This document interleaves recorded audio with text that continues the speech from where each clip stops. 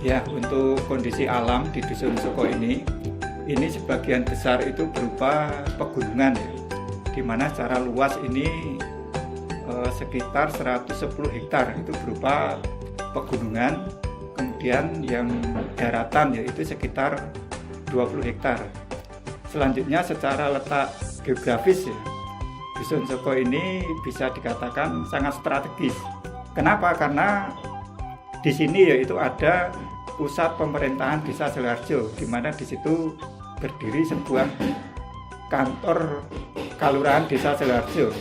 Selanjutnya untuk batas wilayah ya, di sebelah utara Dusun Soko itu ada sebagai batas wilayah yaitu berbatasan dengan Desa Panjangrejo.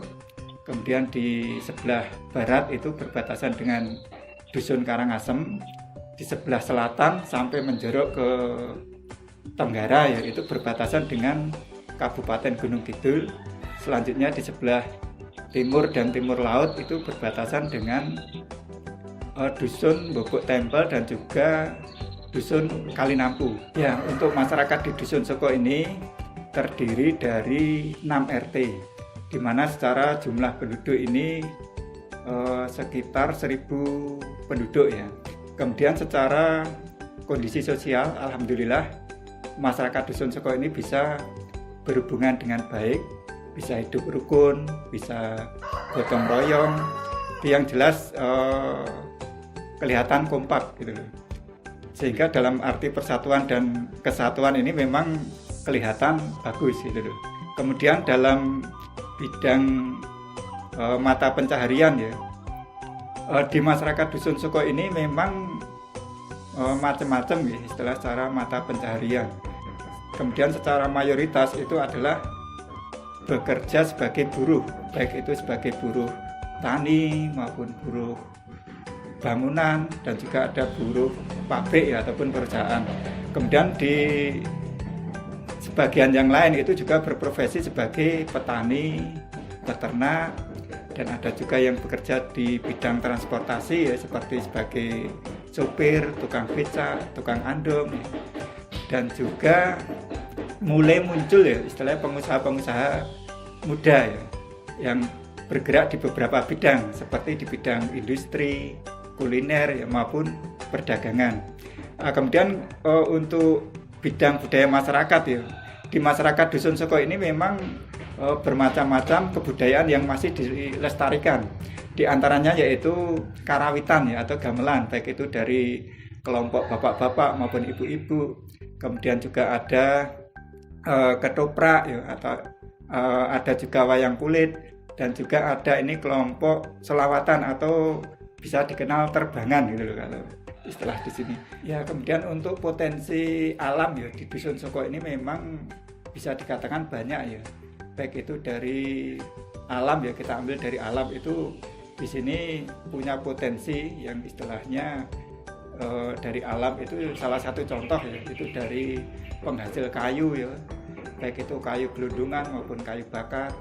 Kemudian juga ini dari bidang pertanian yaitu hasil-hasil pertanian, bidang perkebunan, kemudian juga peternakan ya baik itu berupa daging maupun ikan ya. Kemudian juga dari bidang industri baik ini berupa kuliner-kuliner ya, maupun olahan-olahan yang sifatnya nanti berbentuk kerajinan. Kami sangat antusias untuk menyambutnya. Kenapa?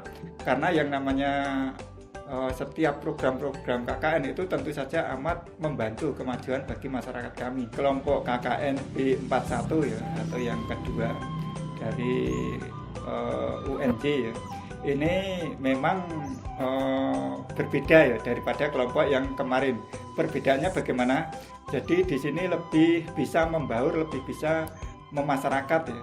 Apalagi di sini kalau saya mantau ya, istilahnya dari berbagai kalangan ya, itu baik dari kalangan orang tua, kalangan pemuda maupun kalangan anak-anak, itu rata-rata memang lebih dekat ya dengan KKN yang dari kelompok B41.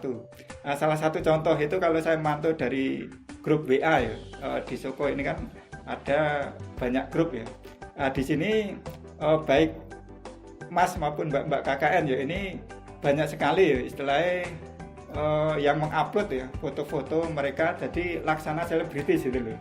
Nah, ini tentu saja karena salah satu contoh ya, itu memang mereka bisa membaur ke masyarakat dan juga lebih dekat dalam arti di sini. Nah, sehingga dalam arti di sini saya memberikan nilai lebih ya untuk istilah kelompok B41. Semoga nanti ke depan bisa lebih sukses ya. Dalam kurun waktu 5-10 tahun ke depan nanti pegunungan ini akan disulap menjadi lebih rindang, lebih sejuk, lebih hijau, dan banyak menghasilkan secara banyak membantu perekonomian di masyarakat Dusun Soko ini secara kekayaan alam. Begitu juga dalam arti pendidikan. Di Dusun Soko ini ada istilahnya kan gedung-gedung ya, ada gedung PAUD, gedung TK, gedung SD, termasuk masjid, musola.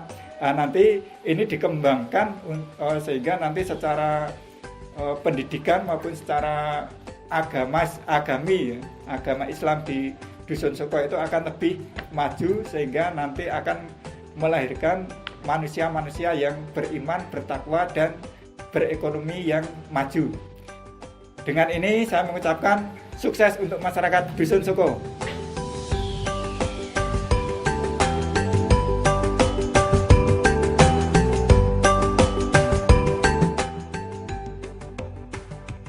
Tujuan KKN bagi mahasiswa adalah untuk mendapatkan pengalaman belajar dan meningkatkan potensi berkomunikasi dengan masyarakat secara langsung melalui program kerja yang dilaksanakan. Kemudian bagi masyarakat sendiri, KKN dapat menambah wawasan dan ilmu pengetahuan untuk peningkatan perkembangan masyarakat. Kemudian untuk lembaga, KKN dapat meningkatkan hubungan antara masyarakat dengan lembaga dan instansi terkait melalui program yang telah terlaksana. Program kerja unggulan kami adalah bimbingan belajar yang sasarannya adalah anak-anak SD hingga SMP. Bimbingan belajar dilaksanakan setiap hari di posko dan di Masjid Al-Barokah. Kegiatan bimbingan belajar menjadi program unggulan kami karena yang pertama, UNY adalah kampus berbasis pendidikan, sehingga kami ingin mengimplementasikannya di dalam masyarakat. Yang kedua, banyak anak-anak Dusun Soko yang membutuhkan bimbingan belajar, baik untuk mengerjakan tugas maupun belajar materi dari sekolah. Untuk itu kami membantu bimbingan belajar kepada anak-anak. Selanjutnya, terima kasih kepada Pak Dukuh, Bu Dukuh, para ketua RT, dan seluruh warga Soko, serta adik-adik yang telah menerima kami KKN B41. Banyak sekali ilmu yang telah kami dapatkan selama 1 bulan ini. Mulai dulu pertama kali kami datang pada 9 Agustus, kami mendapatkan sambutan yang sangat hangat dari para warga. Selama hidup di Soko, warga begitu baik dan ramah. Terima kasih telah mengizinkan kami untuk bergabung dalam kegiatan warga Soko, yaitu TPA di Masjid Al-Barokah dan Al-Hidayah, mengikuti kegiatan belajar di PAUD, mengikuti perkumpulan PKK, Dasawisma, dan perkumpulan RT, serta kegiatan lainnya yang tidak dapat kami sebutkan satu persatu. Terima kasih telah berpartisipasi dalam program kerja kami. Program tersebut tidak dapat terlaksana tanpa partisipasi para warga. Mohon maaf untuk semua kesalahan kami, baik yang kami sengaja atau tidak sengaja. perkataan kami, perbuatan kami yang mungkin membuat warga tidak nyaman. Kami benar-benar mohon maaf. Semua tentu khilaf dari kami. Semoga apa yang kami berikan untuk Soko dapat bermanfaat dan dapat memberikan dampak positif bagi warga Soko. Kami memohon doanya kepada seluruh warga Soko untuk kami dapat melanjutkan studi di UNY.